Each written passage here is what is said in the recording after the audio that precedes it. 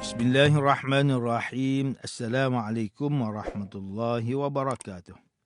Innal hamdalillah nahmaduhu wa nasta'inuhu wa nastaghfiruh wa na'udzu billahi min shururi anfusina wa min sayyiati a'malina man yahdihillahu fala mudilla lahu wa man yudlil fala hadiya lahu. Asyhadu an la ilaha illallah wahdahu la syarika lah wa asyhadu anna Muhammadan 'abduhu wa rasuluh. Allahumma salli wa sallim ala sayyidina Muhammad wa ala alihi wa ashabihi wa tabi'in wa man tabi'ahum bi ihsanin ila yaumiddin. A'udzu billahi minasyaitonir rajim. Ya ayyuhalladzina amanu taqullaha haqqa tuqatih wa la tamutunna illa wa antum muslimun. Amma ba'd. Yang berusaha Tuan Haji Ahmad Nazri Muhammad Yusof selaku penerbit rancangan tafsir Al-Quran dan seterusnya, sidang pendengar yang dirahmati Allah. Alhamdulillah, pertamanya marilah kita bersama-sama merafakkan setinggi kesyukuran kehadrat Allah Subhanahu Wa Taala di atas segala nikmat kurniaan dan rezekinya yang tidak ternilai. Selawat dan salam ke atas junjungan besar Nabi Muhammad sallallahu alaihi wasallam, ahli keluarga baginda dan para sahabatnya yang tercinta. Kita masih lagi berada di bulan Ramadan yang penuh dengan keberkatan. Rasulullah sallallahu alaihi wasallam bersabda, "Idza kana awwalu lailatin min syahri Ramadan, suffidatis syayatin wa maradatul jin wa ghulliqat abwabun nar, falam yuftah minha bab, wa futihat abwabul jannah falam yughlaq minha bab. Wa yunadi munadin ya baghiyal khair aqbil wa ya baghiyal syarr aqsir walillahi utaqa'u minan nar wa zalika kullu lailah." Rasulullah sallallahu alaihi wasallam bersabda, apabila di awal malam-malam daripada bulan Ramadan, syaitan dirantai, jin dibelenggu, pintu neraka ditutup dan tidak dibuka walaupun satu pintu. Dan pintu-pintu syurga dibuka dan tidak ada yang tertutup walaupun satu pintu. Dan menyerulah para penyeru, iaitu malaikat. Malaikat mengucapkan, wahai mereka yang melakukan kebaikan, aqbil, teruskan untuk kamu melakukan kebaikan. Wahai mereka yang melakukan kejahatan, berhentilah. Cukuplah kamu daripada melakukan kejahatan. Dan Allah Ta'ala membebaskan penghuni neraka pada setiap malam daripada Ramadan. Tuan-tuan, rebutlah peluang untuk kita teruskan ibadah kita di sepanjang bulan Ramadan ini. Tuan-tuan, puan-puan, para pendengar yang dimuliakan, bersama saya Profesor Dr. Muhammad Najib bin Abdul Kadir, Pusat Kajian Al-Quran dan As-Sunnah, Fakulti Pengajian Islam, Universiti Kebangsaan Malaysia. Pada hari ini, kita akan menyambung kembali rancangan tafsir Al-Quran bagi siri ke-21. InsyaAllah pada kali ini kita akan membincangkan mengenai pentafsiran ayat ke-32 hingga ayat ke-34 surah Hud. A'udzu billahi minasyaitonir rajim. Bismillahirrahmanirrahim. قالوا يا نوح قد جادلتنا فأكثرت جدالنا فأتنا بما تعدنا إن كنت من الصادقين. قال إنما يأتيكم به الله إن شاء وما أنتم بمعجزين. ولا ينفعكم نصحي إن أردت أن أنصح لكم إن كان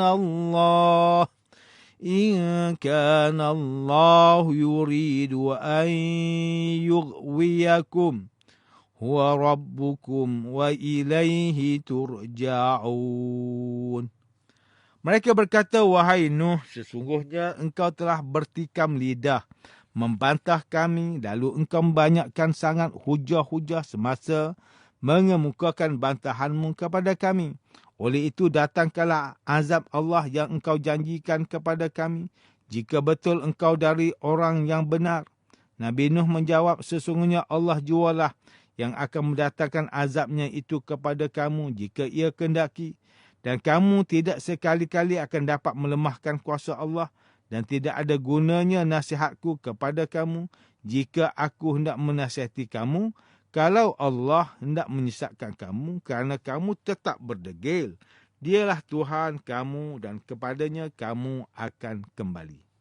Muslimin dan muslimat yang dirahmati Allah, Profesor Dr. Muhammad Quraish Shihab melalui kitabnya Tafsir Al-Misbah menyatakan bahawa kalimah ansaha pada ayat ke-34 surah Hud dan kalimah an-nushu merupakan satu ucapan atau perbuatan yang dilakukan oleh seseorang untuk kepentingan siapa yang ditujukan ucapan atau perbuatan tersebut.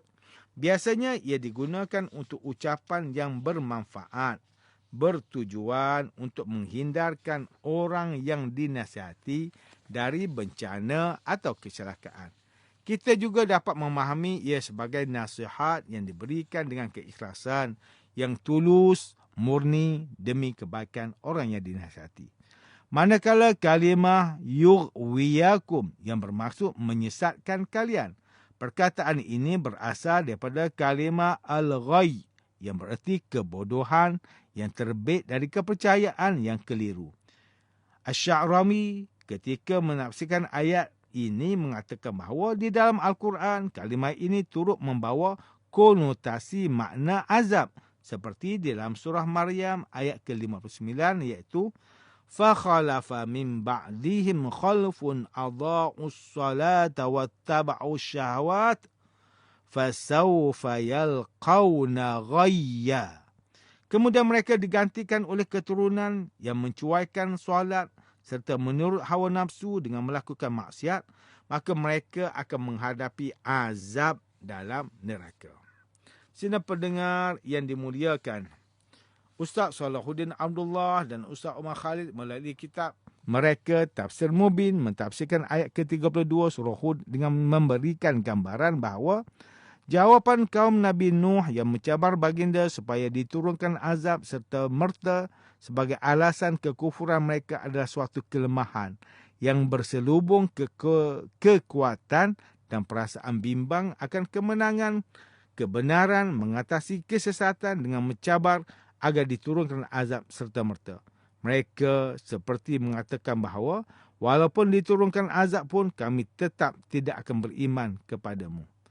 Manakala Profesor Dr. Tengku Muhammad Hasbi As-Siddiqui menulis kitabnya Tafsir An-Nur mentafsirkan ayat ke-32 hingga ayat ke-34 surah Hud ini dengan menyatakan bahawa kaum Nabi Nuh AS berkata kepada baginda, wahai Nuh, kau telah mematahkan segala hujah kami sehingga kami jemu untuk berdebat denganmu. Maka datangkanlah azab yang telah kau ancamkan kepada kami jika ucapanmu itu benar. Lalu dibalas oleh baginda Nabi Nuh AS, wahai kaumku, azab itu merupakan milik kekuasaan Allah dan aku tidak memilikinya. Dialah yang mendatangkannya menurut kehendaknya. Dan kamu sama sekali tidak akan dapat melemahkan Allah kerana kamu semua adalah di dalam genggaman kekuasaannya. Profesor Dr. Tengku Muhammad Hasbi As-Siddiqui menyatakan lagi bahawa dalam ayat ini Allah Subhanahu Wa Taala menunjukkan kepada kita percakapan kaum Nabi Nuh yang menunjukkan kelemahan mereka. Ayat ini turut menerangkan kepada kita bahawa berdebat untuk menetapkan dalil-dalil keesaan Allah, kenabian dan hari kiamat dan kebangkitan serta untuk menjawab segala persoalan syubhah adalah tugas para Nabi. Manakala Profesor Dr. Haji Abdul Malik bin Abdul Karim Amrullah atau lebih dikenali sebagai Hamka melalui kitabnya Tafsir Al-Azhar ketika mentafsirkan ayat ke-32 hingga ayat ke-34 surah Hud ini menjelaskan bahawa ayat-ayat ini menunjukkan kepada kita kesombongan kaum Nabi Nuh yang dikaburi oleh kesesatan sehingga berani meminta agar ditimpakan azab ke atas mereka. Setelah segala hujah untuk menafikan kebenaran yang dibawa oleh Nabi Nuh tersebut gagal dipatahkan, mereka dengan sombongnya mencabar agar diturunkan azab dan sekiranya diturunkan azab pun mereka tetap tidak mahu beriman. Hamka menyatakan, walaupun Nabi Nuh AS berdepan dengan situasi tersebut, baginda tetap tenang dan tanpa rasa putus asa terus meneruskan seruan tauhid kepada kaumnya. Ini kerana seorang Nabi tidak akan bosan dalam menerangkan hakikat tauhid yang sebenar, iaitu sesungguhnya hanya kepada Allah kita akan kembali, dan di akhirat nanti jualah kita akan menuai apa yang ditanam semasa hidup ini. Demikianlah tafsir bagi mentafsirkan ayat ke-32, ayat ke-34 surah Hud menurut pentafsiran oleh para ulama. Ayat ke-32 hingga 34 surah Hud ini menunjukkan kepada kita dugaan yang dihadapi oleh Nabi Nuh dalam berdakwah kepada kaum baginda dan kesombongan kaumnya sehingga mencabar sekiranya diturunkan azab kepada mereka sekalipun. Mereka tetap tidak akan beriman. Walaupun begitu, baginda tetap tenang dan tetap menyampaikan seruan Tuhan kepada kaumnya. Muslimin dan muslimat yang dimuliakan, ayat ke-32 hingga ayat ke-34 surah Hud ini memberikan peringatan kepada kita supaya bertenang dan bersabar dalam berdakwah dalam kehidupan. Walaupun tidak ada lagi Nabi selepas kewafatan Nabi Muhammad SAW, kita sebagai umat Islam bertanggungjawab menyampaikan dakwah, nasihat dan ilmu kepada manusia yang lain agar dapat bersama-sama hidup diredai Allah SWT. Namun demikian, jika kita melihat situasi masyarakat pada hari ini, ujian untuk menyampaikan dakwah kepada masyarakat amat hebat dan pelbagai.